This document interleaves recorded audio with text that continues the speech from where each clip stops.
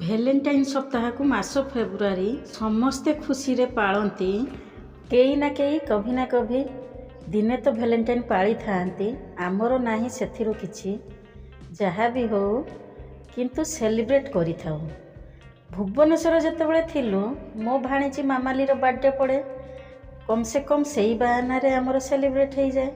ବିଲେଇ କପାଳକୁ ଶିଖା ଛିଡ଼ିଲା, ଏଠି ବି ସେଇଆ ହେଲା। ଦୀପିକାର ଭାଇ ଦୀପର ଆଜି ଥିଲା ବାର୍ଥଡେ।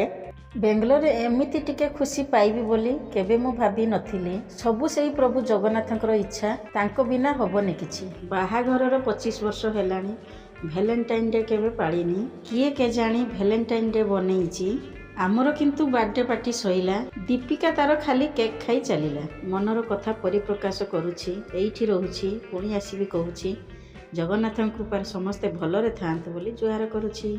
ଜୟ ଜଗନ୍ନାଥ।